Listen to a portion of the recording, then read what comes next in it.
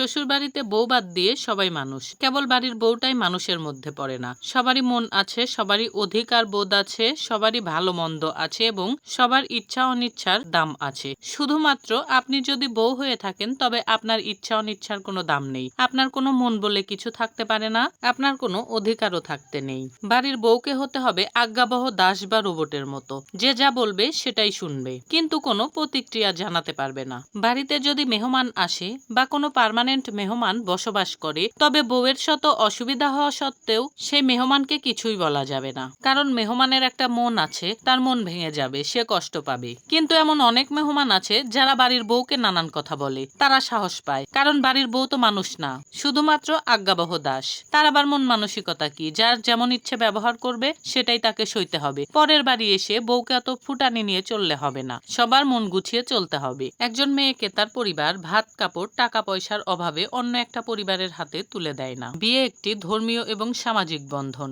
যার কারণে একটি পরিবার বাধ্য হয়ে তাদের মেয়েকে অন্য একটি পরিবারের হাতে তুলে দেয়। কিছু কিছু বয়স্ক মানুষ থাকে যারা নিম্ন লেভেলের অসভ্য আর ইতর টাইপের হয়, আর সেই অসভ্য গণ্ডমূর্খগুলো যখন ছেলের বিয়ে করায় তখন তারা মনে করে ছেলের বউ হচ্ছে হাতের পুতুল। ছেলের বউকে তুই তোকারি থেকে শুরু করে অকথ্য ভাষায় গালিগালাজ করা তাদের একটা নেশা। এই টাইপের লোকগুলো নিজের ছেলের বউকে সম্মান করতে জানে না, অথচ কোনো আত্মীয় স্বজন পাড়া প্রতিবেশীর ছেলের বউ হলে তাকে মা ছাড়া কথা বলে না। এরা অন্যের সাথে কথা বলার সময় সব সময় মিষ্টি ভাষার ব্যবহার করে, ওই যে বলে না দুষ্ট লোকের মিষ্টি কথা। এরা মুখোশধারী শয়তান, অপরের সঙ্গে ভালো ব্যবহার করে অপরকে এতটা জমিয়ে রাখে যে পরে যদি নিজের ছেলের বউয়ের সঙ্গে খারাপ ব্যবহার করে তবে পাড়া প্রতিবেশী বলতে থাকে, না না অমুক তো এই কাজ করতেই পারে না, সে তো অন্যের ছেলের বউকেই এতটা সম্মান দেয়, তাহলে নিজের ছেলের বউকে কি সম্মান দেবে না? শ্বশুর বাড়ির ঘর জ্বালানি পরভোলানি টাইপের বয়স্ক লোকগুলো পাড়া প্রতিবেশীদের সঙ্গে এমন আচরণ করে যে তারা নিজের বাড়ির বউয়ের সঙ্গে যে খারাপ আচরণ করে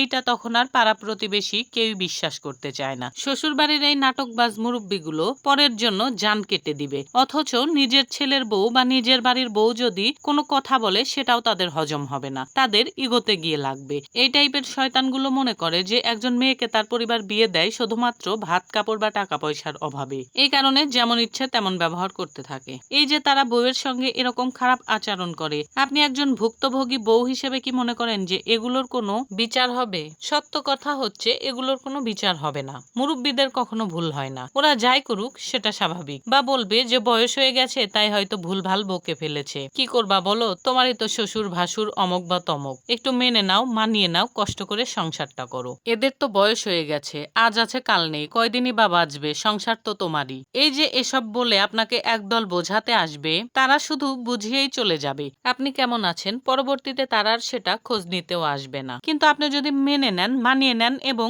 সবকিছু ভুলে নতুন করে বসবাস করতে শুরু করেন, তবে যে আপনাকে অকথ্য ভাষায় গালিগালাজ করেছে তার যে মুখটা খুলে গেল সে আর থামবে না, দুদিন একদিন পরপরই আপনাকে অসম্মান করতেই থাকবে। ওই যে বলে মুখের একটা বাঁধ আছে, তার মুখের বাঁধ ভেঙে যাবে। সে আপনাকে যখন তখন যেমন ইচ্ছা তেমনই কথা শোনাতে থাকবে বা অসভ্য ভাষায় গালিগালাজ করতে থাকবে, কারণ সে জানে তার অপরাধের কোনো বিচার হবে না। তাই আমি মেনে নাও বা মানিয়ে নাও কথাটার সঙ্গে একমত হতে পারি না। যেখানে আপনার সম্মান নেই সেখানে আপনার বসবাস করার কোনো মানেই হয় না। সম্মানহীন ভাবে কোনো সম্পর্ক যুগ যুগ ধরে বয়ে বেড়ানোর চাইতে সম্মানের সঙ্গে যে কোনো সম্পর্ক এক মুহূর্ত বয়ে বেড়ানো অনেক সুখের এবং প্রশান্তির। তাই সম্মানহীন ভাবে শ্বশুর বাড়িতে বসবাস করার চাইতে অন্য জায়গায় গিয়ে বসবাস করে সম্মান হানিকারক অসভ্যকে বুঝিয়ে দিন যে তার বাড়ি ছাড়াও দুনিয়াতে প্রশান্তির সঙ্গে বসবাস করার জন্য অনেক জায়গা রয়েছে।